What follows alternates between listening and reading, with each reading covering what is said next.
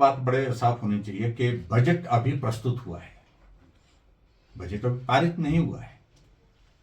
और जब बजट प्रस्तुत हुआ है तो जो बहुत महत्वपूर्ण सुझाव जो आते हैं, जो बहुत महत्वपूर्ण कुछ चीजें ऐसी सुझाव के रूप में आती है जिनको कंसीडर किया जाता है, जिनको स्वीकार किया जाता है, और बजट पारण होने से पहले चर्चा इसीलिए कराई जाती है। आपका सुझाव क्या है, आप अपनी बात कहिए, और जिसमें जो बेहतर चीजें निकलती हैं उन बातों को शामिल किया जा सकता है।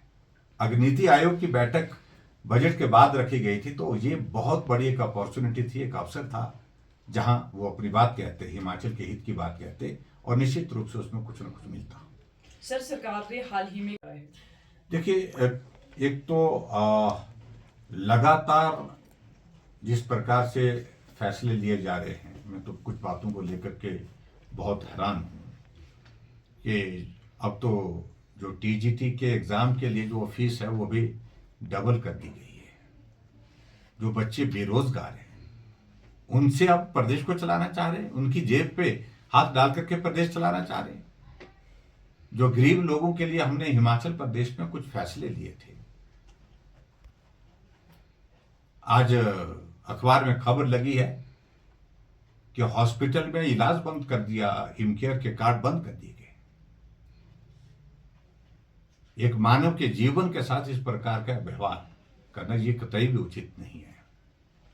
और ये सारी चीजों को लेकर के जिस तरह से फैसले लिए जा रहे हैं हिमाचल प्रदेश में वर्तमान सरकार द्वारा, इससे प्रदेश में कोई बहुत बड़ा आपको आय आएगी ऐसा लगता नहीं है।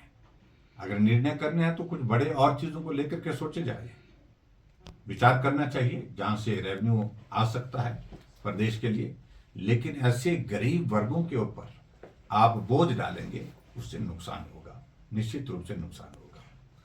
कमेटी का गठन जो है, ये कमेटी का गठन जो है ये रस्म है। मुझे नहीं लगता कि कोई व्यवहारिक रूप से हर सरकार में इस तरह की कमेटी के गठन होते हैं, कॉन्स्टिट्यूट की जाती हैं। लेकिन बहुत ज्यादा कमेटियों से कोई रिकमेंडेशन आने के बाद उस पर कुछ काम होता है तब मैं मानूंगा। और मेरा ये मानना है ये सारी गीत गाने वाली कहानी है, हम ये कर रहे हैं, हम वो कर रहे हैं। अपने आप इन्होंने सत्ता में आने के लिए लोगों के साथ झूठा वादा किया, और झूठा वादा ये किया कि हम सत्ता में आएंगे तो कैबिनेट की पहली बैठक में हम फैसला लेंगे कि बिजली 300 यूनिट फ्री देंगे। अब जो 125 यूनिट है उसको भी, उस फैसले को भी विड्रॉ कर लिया, और हमें आरोप लगा रहे हैं कि बी जयराम ठाकुर ने गलत किया। अगर हमने गलत किया, हमने तो लागू कर दिया था जो भी किया था, लेकिन आपने झूठ बोल करके लोगों का समर्थन तो ले लिया, सरकार तो बना लिया और वादे से मुकर गए। कोई शर्म नाम की कोई चीज है क्या? कितना झूठ बोलेंगे आप? कि बहुत दुर्भाग्य है प्रदेश का, बोलते कुछ है करते कुछ है। आप इस फैसले को किस तरह से देखते हैं? मैं एक बात जरूर कहना चाहता हूं कि ये बल्क ड्रग फार्मा पार्क और मेडिकल डिवाइस पार्क, ये दोनों ऐसी चीजें हैं जो केंद्र ने एडवर्टाइज किए, बिडिंग की, और पूरे देश के सभी राज्यों ने उसमें, अधिकांश राज्यों ने उसमें हिस्सा लिया। और 3 बल्क ड्रग फार्मा पार्क थे, 3 मेडिकल डिवाइस पार्क थे, और हिमाचल ने दोनों में जो है कॉम्पिटिटिव बिडिंग करके उस कंपटीशन में अपने आप को खरा साबित करने के लिए प्रयास किए और सफलता हासिल की। हिमाचल पहला राज्य है जहां मेडिकल डिवाइस पार्क भी मिला और इसके साथ साथ में बल्क ड्रग फार्मा पार्क भी मिला।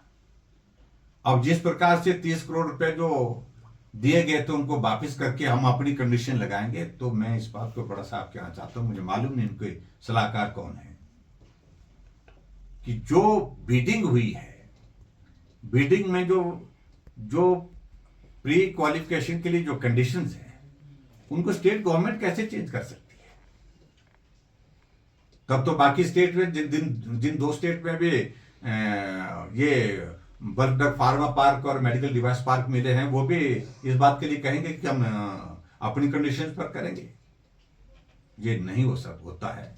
और मेरा ये कहना है कि सही बात तो ये है कि उनकी इसमें रुचि ही नहीं है, और जिस तरह की परिस्थितियां पैदा करना चाह रहे हैं, जिस तरह से जो लोग यहाँ आना चाह रहे हैं सबके सब निराश हो करके जा रहे हैं, क्योंकि उनके सामने जो कंडीशन रखी जा रही है वो कंडीशन का जिक्र ये नहीं कर रहे हैं।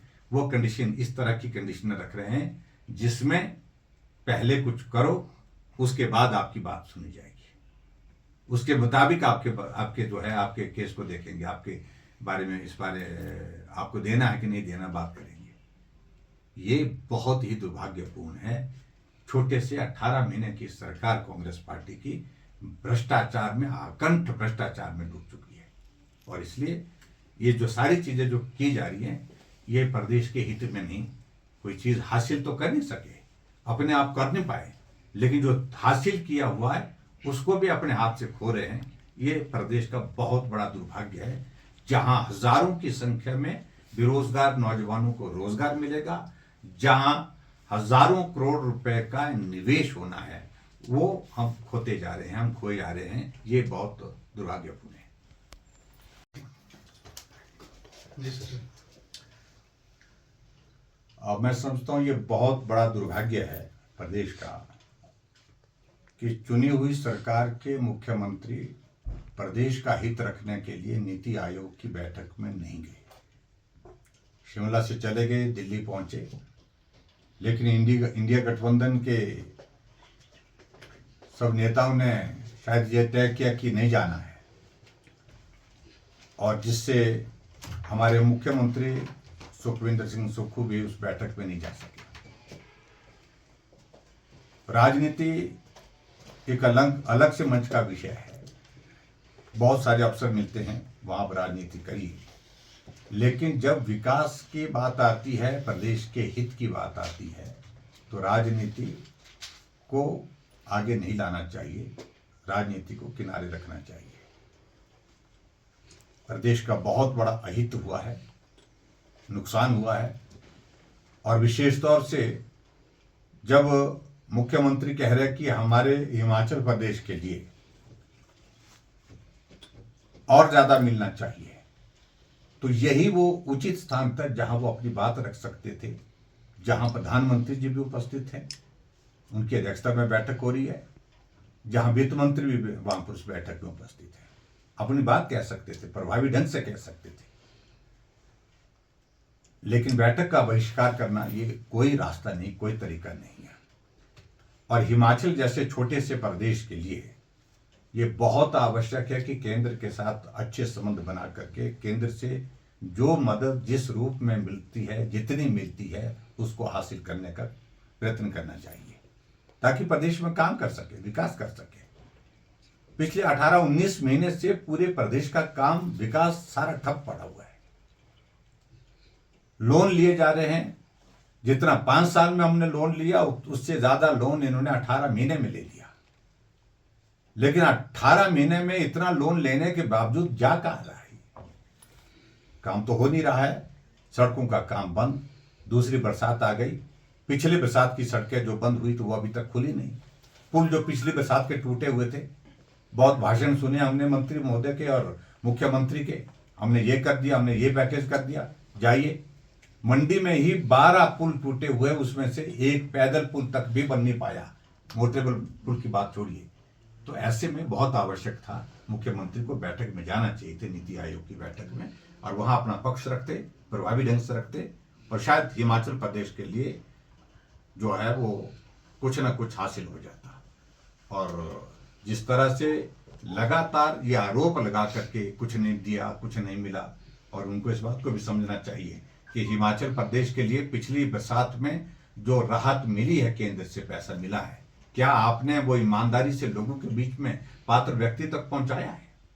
आज भी दर्जनों, मैं अभी अपने क्षेत्र में मंडी के इलाके में अभी 3-4 दिनों में था, दर्जनों डेलीगेशन मुझे मिले हैं, जिनके घर चले गए, बगीचे चले गए, पशुशाला चले गए, लेकिन दूसरी बरसात शुरू हो चुकी है, नुकसान दूसरी बरसात का होना शुरू हो चुका है, लेकिन अभी तक पिछली बरसात का एक पैसा उनको नहीं मिला।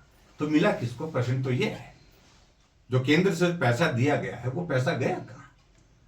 इसलिए मुख्यमंत्री जी को इस सारी चीज के लिए जो आज नीति आयोग की जो बैठक थी, इस बैठक में जाना बहुत आवश्यक था, और निश्चित रूप से हिमाचल के हित सर्वोपरि होना चाहिए, राजनीति बाद की बात।